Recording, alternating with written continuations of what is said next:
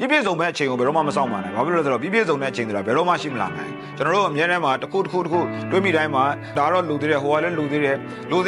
နဲ့ကိုယ့်အကိုစတင်ရမယ့်စာအချိန်ဆွဲပြီးတော့နေတယ်လို့ရှိတတ်ကြတယ်တကယ်မှာဘာလို့အောင်မလဲဆိုတော့စစရာရှိတာစားဖို့ဖြစ်တယ်ပြည့်ပြည့်စုံတဲ့အချိန်လို့ခေါ်တဲ့ perfect time ကိုစောင့်နေသည်ပဲကာလပတ်လုံးကျွန်တော်တို့အသက်သာကြီးွားလိမ့်မယ်ဘာမှဖြစ်လာအောင်မဟုတ်ဘူးအရေးကြီးဆုံးလိုအပ်တာပါလေပထမခြေလှမ်းအောင်စားဖို့ဖြစ်တယ်ပထမခြေလှမ်းအောင်စားလိုက်ပြီလို့ရှိရင်ကျွန်တော်တို့အတွေ့အကြုံတွေရလာမယ်ပြီးလို့ရှိရင်ကျွန်တော်တို့စားဖက်တဲ့နေရာတင်တက်တဲ့နေရာနေပြီးတော့မရတဲ့အတွေ့အကြုံတွေအဲ့ဒါတွေကိုကိုယ်တိုင်သင်ယူလို့ရလာမယ်ပြီးလို့ရှိရင်ပတ်ဝန်းကျင်မှာကိုယ်ကိုသင်ပြပေးနိုင်တဲ့လူတွေတွေ့လာမယ်နောက်ထပ်အဆက်အသွယ်တွေရလာမယ်အဲ့ဒီကနေပြီးတော့ပို့ပြီးတော့အရေးပါတဲ့နောက်ထပ်ခြေလှမ်းတွေကိုဆက်ပြီးတော့လှမ်းပစ်လာလိမ့်မယ်အဲ့တော့ကျွန်တော်တို့အခုချိန်ကပထမဦးဆုံးခြေလှမ်းကိုလှမ်းဖို့အတွက်ကိုတကယ်မှန်ကန်တဲ့ချိန်ဖြစ်တယ်အဲ့ဒီပထမဦးဆုံးခြေလှမ်းဆိုတာဘာလဲဆိုတာကိုသာဆုံးဖြတ်ပါပြီးလို့ရှိရင်စားစရာရှိတာကိုစားပါကျေးဇူးအများကြီးတင်ပါတယ်